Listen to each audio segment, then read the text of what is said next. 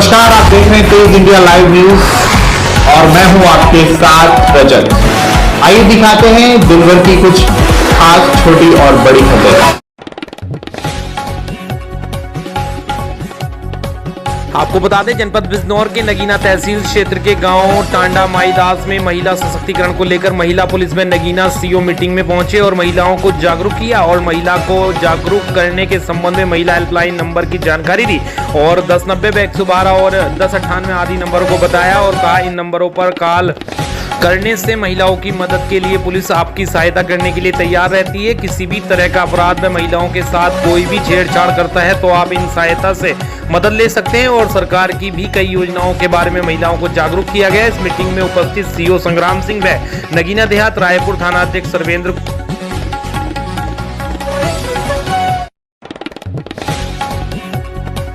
आपको बता दें, जनपद बिजनौर के अफजलगढ़ स्थित सरस्वती विद्या मंदिर के बालक बालिकाओं ने हाई स्कूल परीक्षा में प्रदेश व जिले में स्थान प्राप्त कर विद्यालय परिवार सहित अपने नगर व जिले का किया नाम रोशन। आपको बता दें, परिवारजनों का स्तर गर्व से ऊंचा किया है, जिसके चलते बालक बालिकाओं को जिला स्तर व प्रदेश स्तर पर जिलाधिकारी द्वारा सम्मानित कर पुरस्कृत किया गया। वहीं प्रशस्ति पत्र सहित नगद धनराशि व टैबलेट प्रदान किए गए, जिसमें शीतल कुमारी को जिले में पहला व प्रदेश में 9वां स्थान आने पर 1 लाख नगद व टैबलेट दी गई। वहीं सृष्टि गुप्ता पुत्री राजीव गुप्ता अफजलगढ़ जिले में 3रा स्थान, स्तुति रस्तोगी पुत्री क्षितिज रस्तोगी जिले में 6ठा स्थान, श्रेयांश पुत्र मनोज कुमार अफजलगढ़ को जिले में 6ठा स्थान प्राप्त करने पर तीनों को 21-21 हजार नगद में टैबलेट देकर सम्मानित किया गया। विशेष बात है कि नगर के एक ही विद्यालय से 6 बच्चों ने स्थान प्राप्त किया, जिसकी भूरी प्रशंसा करते हुए जिला अधिकारी ने बच्चों के उज्जवल भविष्य की कामना की है। अफजलगढ़ से हमारे संवाददाता विनय भार्गव की देखिए खास रिपोर्ट।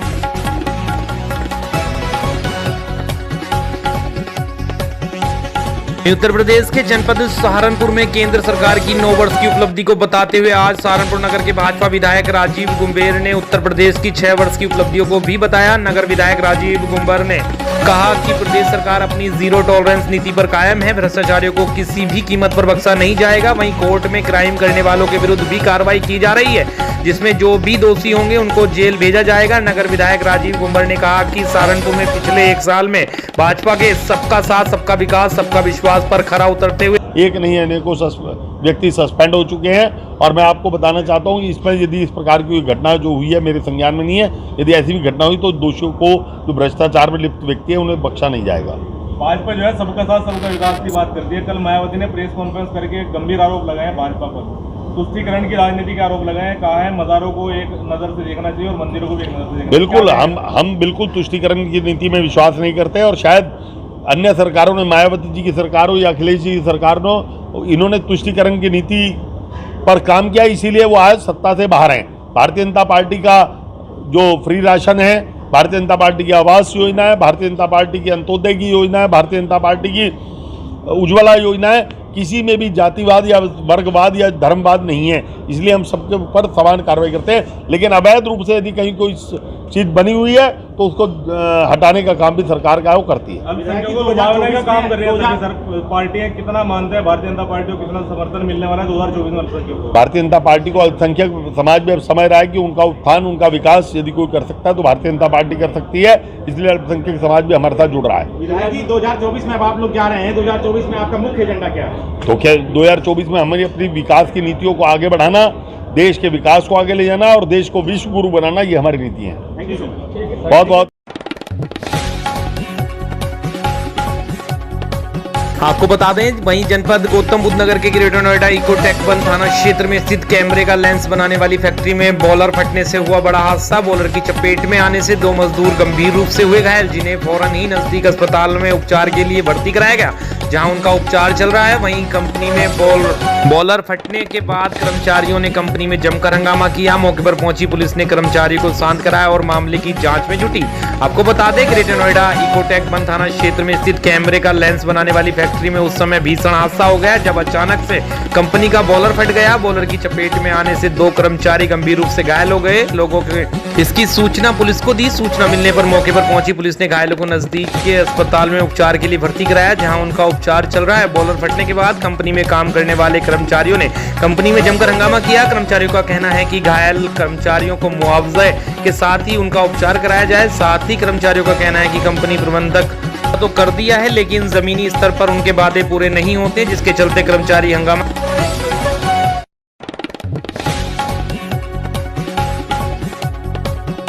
वहीं उत्तर प्रदेश के जनपद बुलंदशहर में मुख्यमंत्री योगी आदित्यनाथ द्वारा लोक भवन लखनऊ में हाई स्कूल व इंटरमीडिएट परीक्षा परिणाम में प्रदेश में उच्च अंक प्राप्त करने वाले 1745 मेधावी छात्रों को सम्मानित किया गया।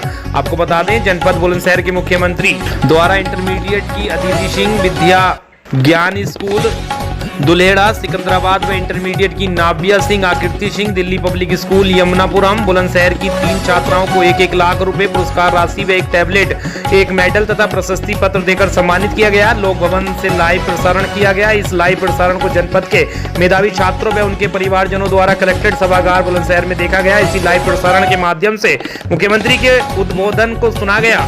वहीं बुलंदशहर 15 छात्रों को 21,000 रुपए पुरस्कृत राशि व 1 टैबलेट, 1 मेडल तथा प्रशस्ति पत्र देकर सम्मानित किया गया। इस अवसर पर मुख्य विकास अधिकारी कुलदीप मीना व जिला विद्यालय निरीक्षक शिव कुमार ओझा सहित अन्य संबंधित अधिकारीगण उपस्थित रहे। बुलंदशहर से हमारे संवाददाता ललित शिरोही की देखी खास रिपोर्ट।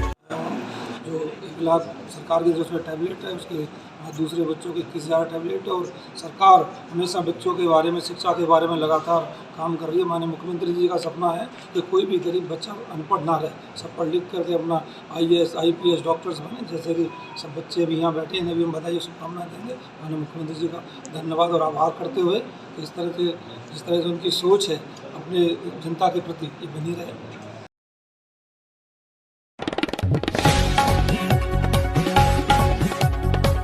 को बता दें, लखीमपुर खीरी के थाना मोहल्ला क्षेत्र का मामला। बीते रात मंगलवार को नगर के मोहल्ला ऊंची बूढ़ में उधारी के पैसे मांगने पर की गई मारपीट के मामले में घायल युवक की जिला अस्पताल में इलाज के दौरान हुई मौत। परिजनों ने लखीमपुर से युवक का शव लाकर कोतवाली के सामने रखकर किया धरना प्रदर्शन और पुलिस ने सभी को खदेड़ दिया और रिपोर्ट दर्ज कर ली है। जानकारी के अनुसार मोहल्ला ऊंची बूढ़ निवासी सन्नी 27 वर्ष पुत्र नथुलाल का मोहल्ले के ही डिम्पल और संदीप पांडे पर दुकान का कुछ पैसा बाकी था। बताते चले कि सन्नी जब बाकी पैसा मांगा तो डिम्पल और संदीप पांडे ने उसकी बांधकर पिटाई कर दी। आरोप है कि घर की महिलाओं से छेड़छाड़ भी की थी। पीड़ित ने पुलिस को तहरीर दी। परिजनों ने घायल सन्नी को उपचार के लिए सामुदायिक स्वास्थ्य केंद्र गोला में भर्ती कराया था। डॉक्टरों ने हालत गंभीर होने के कारण उसे जिला चिकित्सालय रेफर कर दिया। गुरुवार को जिला चिकित्सालय में इलाज के दौरान सन्नी की मौत हो गई। सन्नी के परिजनों ने सबको लखीमपुर से लाकर गोला कोतवाली के सामने रखा।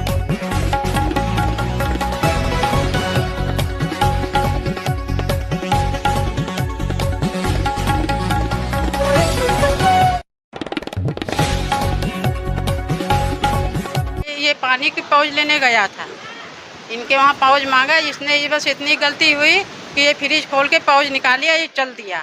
पीछे से इसके बहन भाइयों में पहुँच गए, पीछे अंदर धक्का दे के इसको मारा, बांध दिया। बांधने के बाद इसने रस्सी तोड़ दी, फिर इसके पैर हाथ बांध के करंट लगाया, इसमें कपड़े गूंज के हाथ पैर बांध के इसको बहुत मारा।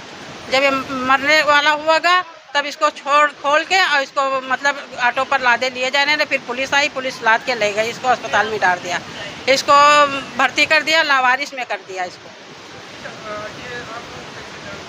हमें तो दूसरों से पता चला, जैसे कोई आपने सुना हमें बताया, उन्होंने सुना हमें बताया। हम 3:30 बजे कल हमने जाना।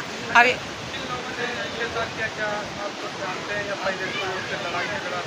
जैसे ये है दुकान है, कभी कतार पुड़िया लेने चला था, आप ऐसे मुँह जबानी हो जाती थी इससे, ऐसी कोई लड़ाई नहीं। आपको बता दें, इस वक्त की खबर उत्तर प्रदेश के जनपद कुशीनगर से, जहां कुशीनगर के खड्डा नगर पंचायत स्थित ईदगाह काली मंदिर सड़क मार्ग, भारतीय स्टेट बैंक खड्डा सिसवा सड़क मार्गों पर गंडक नारायणी नदी की सफेद बालू भारी मात्रा में स्टोर कर खड्डा नगर से सटे महाराजगंज जनपदों में बालू तस्कर भारी भरकम पैसा लेकर सफेद बालू की तस्करी करने का मामला प्रकाश में आया है। बताते चलें कि सूत्रों के हवाले से बताया जाता है कि बालू तस्कर विभागीय मिलीभगत से गंडक नारायणी नदी की सफेद बालू खड्डा नगर में विभिन्न स्थानों पर बालू स्टोर कर सरेआम प्रशासन की आंखों में धूल झोंककर भारी पैमाने पर सफेद बालू की तस्करी की जा रही है। जबकि जानकारों के अनुसार सफेद बालू खनन पूरी तरह प्रतिबंधित है, लेकिन सवाल यह खड़ा है कि जब सफेद बालू पूर्ण रूप से प्रतिबंधित होने के बावजूद भी गंडक नारायणी नदी से सफेद बालू कैसे निकल रही है। यहाँ तक कि सफेद बालू को लंबे समय से स्टोर कर खड्डा नगर पंचायत से बालू तस्कर विभाग के प्रशासनिक अधिकारियों को चकमा देकर सफेद बालू की तस्करी कर रहे हैं। लेकिन वहीं एक बहुत बड़ा सवाल यह भी खड़ा होता है कि मुख्य सड़क मार्गों से ट्रैक्टर पर बालू लाद कर खड्डा तहसील के रास्तों से गुजरते हुए बालू की तस्करी की जा रही है, लेकिन प्रशासन मौन धारण कर बैठा हुआ है, जैसे कि तहसील प्रशासन को इसकी कोई भनक ही नहीं। कुशीनगर के खड्डा से हमारे संवाददाता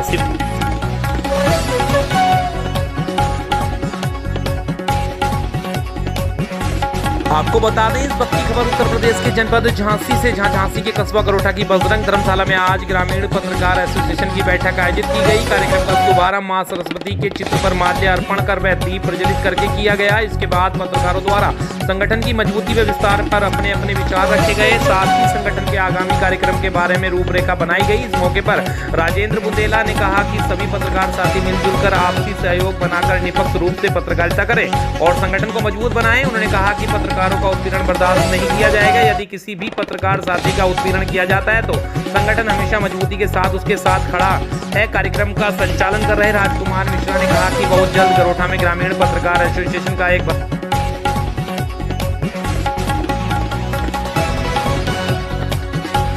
वहीं आपको बता दें, प्रधानमंत्री नरेंद्र मोदी के 9 वर्ष का कार्यकाल पूरे होने पर सिद्धार्थनगर जिले में लगातार मंत्रियों का आना जारी। सरकार के 9 साल की उपलब्धियां बताने आज प्रदेश सरकार के मंत्री दयाशंकर मिश्र दयालु सिद्धार्थनगर जिले में आए। मीडिया से बात करते हुए उन्होंने कहा कि मोदी सरकार के 9 साल का यह कार्यकाल भारतीय इतिहास का स्वर्णिम काल है। इन 9 सालों में देश में हर तरफ विकास की गंगा बही है। उन्होंने कहा कि देश ही नहीं बल्कि पूरी दुनिया में भारत का डंका बजा है। अमेरिका, इंग्लैंड, जापान हर जगह के राष्ट्रपति मोदी सरकार के मुरीदों हो गए हैं। उन्होंने कहा अब तक हर क्षेत्र में मंत्री जी प्रधानमंत्री नरेंद्र मोदी के 9 वर्ष के सफलतम कार्यकाल पूरे हुए, किस तरह से देखते हैं और क्या कहते हैं?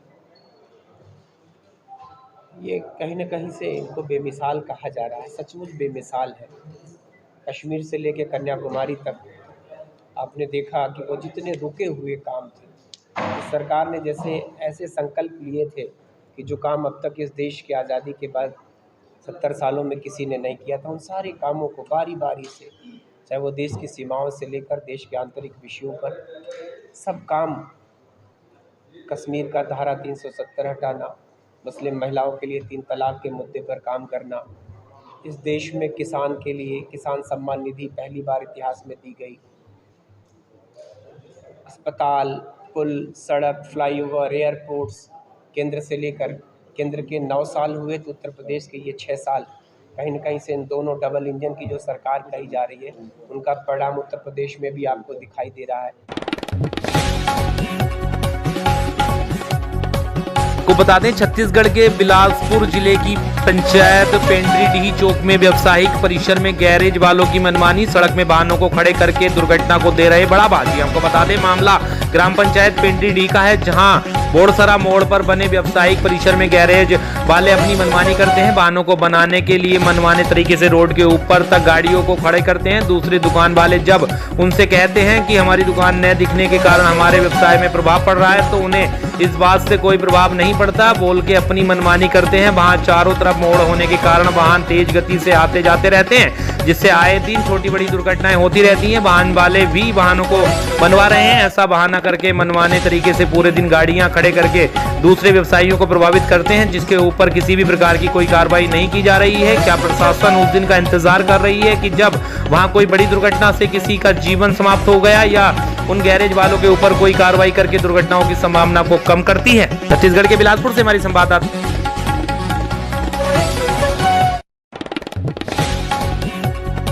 आपको बता दें, वहीं छत्तीसगढ़ के जिला मुंगेली में समाज कल्याण विभाग के संयुक्त तत्वाधान में मुंगेली में मानसिक दिव्यांगजनों के लिए घरोंदा कल्याणी आश्रम का शुभारंभ किया गया। इस अवसर पर कलेक्टर राहुल देव, जिला पंचायत अध्यक्ष श्रीमती लेखनी सोनू चंद्राकर, नगरपालिका अध्यक्ष हेमेंद्र गोस्वामी ने मानसिक दिव्यांगों के पुनर्वास केंद्र घरोंदा कल्याणी आश्रम का फीता काटकर शुभारंभ किया। कार्यक्रम के समापन में मुख्य अतिथि द्वारा घरोंदा केंद्र के 5 मानसिक दिव्यांग बच्चों को साल व श्रीफल प्रदान कर उनका उत्साहवर्धन किया गया। बता दें कि घरोंदा कल्याणी आश्रम विगत 23 वर्षों से सामाजिक क्षेत्रों में कार्य कर रही है। इसके अलावा नशा मुक्ति केंद्र का भी संचालन किया जा रहा है। घरोंदा योजना का संस्था 7 वर्षों से मानसिक दिव्यांगों के साथ कार्य कर रही है, और जिस परिवार में मानसिक दिव्यांग बच्चा होता है वो परिवार बहुत ही ज़्यादा मानसिक रूप से, शारीरिक रूप से परेशान रहता है, समाज की मुख्य धारा में कभी अग्रसर नहीं हो पाता है।